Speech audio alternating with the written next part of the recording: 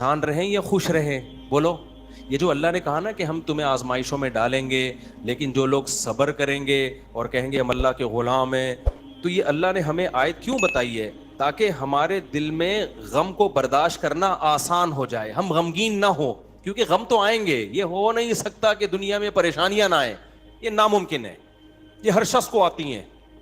آپ سمجھتے ہو بڑے لوگوں کو نہیں آتی؟ بڑے لوگوں کی پریشانیاں بڑے لیول کی ہوتی ہیں، بہت اونچے لیول کی ہوتی ہیں. تو یہ پریشانی تو ہر شخص کو آئے گی. اللہ چاہتے ہیں کہ ان میں برداشت کی عادت ہو جائے، یہ خوش رہنا سیکھیں. تو اسی وجہ سے دنیا میں سب سے بڑا انعام کیا ہے؟ خوشی ہے یا نہیں ہے؟ پیسہ انسان کیوں حاصل کرتا ہے؟ خوش رہنے کے لیے.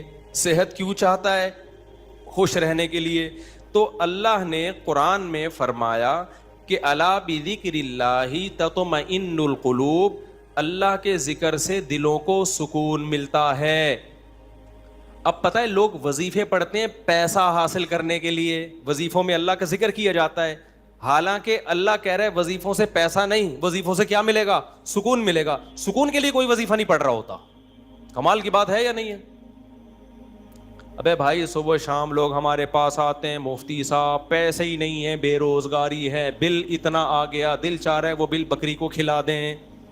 ٹھیک ہے، سوچو ایک تو آپ کوئی وظیفہ بتائیں، تنخواہ بڑھ جائے ہماری، پیسے بڑھ جائیں. تو میں بتا تو دیتا ہوں، حسبی اللہ و نعم الوکیل یا رزاق کی پڑھ لینی چاہیے.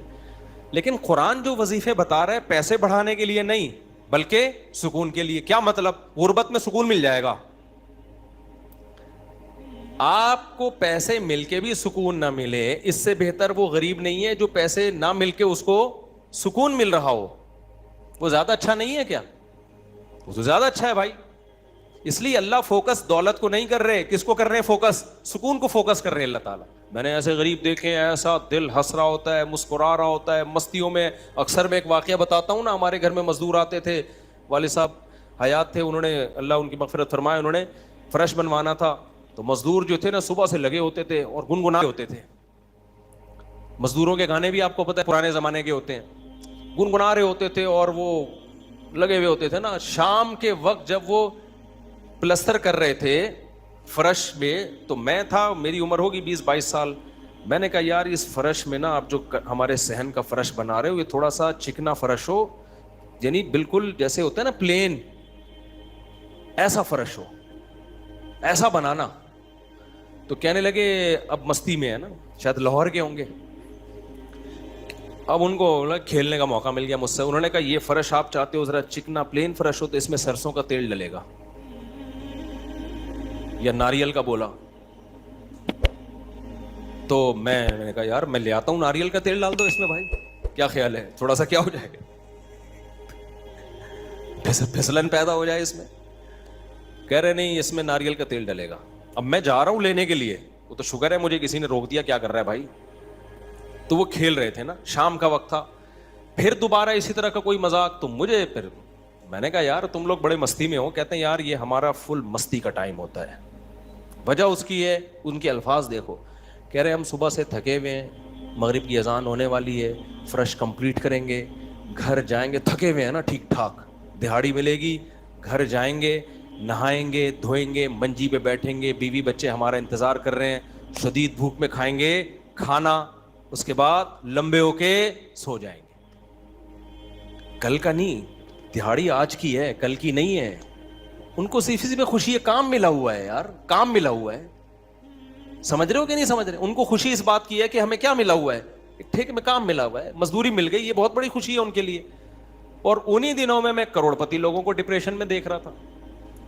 تو خوشی کا تعلق، حکیم اختر صاحب رحمہ اللہ تعالیٰ ایک جملہ بڑا اچھا فرمایا کرتے تھے کہ بادشاہ اٹیک ہمیشہ بادشاہ پہ کرتا ہے، بادشاہ کبھی بھی بھنگیوں کو اور نیچے طبقے کو اپنا ہدف نہیں بناتا.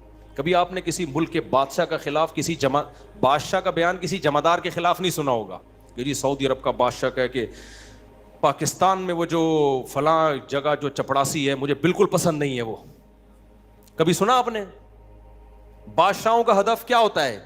وہ ہو سکتا ہے امریکہ کے صدر کے خلاف بیان دے دے، وہ بڑے کسی اور کے خلاف بیان دے دے، اٹیک بھی کریں گے اب کبھی نہیں آپ نے سنا ہوگا بادشاہ نے بیچارے کسی رکشے چلانے والے کو بم سے اڑوا دیا بھائی اللہ یہ کہ وہ ایجنٹ ہو کسی کا، پھر وہ رکشے والا ہے نہیں، وہ ہے کوئی اور، وہ کوئی بڑی چیز ہے، وہ روپ دھارا ہوا ہے اس نے، ورنہ اوریجنل کوئی ٹماٹر والا ہو تو کبھی آپ نے دیکھا کہ کسی ملک کی فوج اس ٹماٹر والے پہ اٹیک کر رہی ہے؟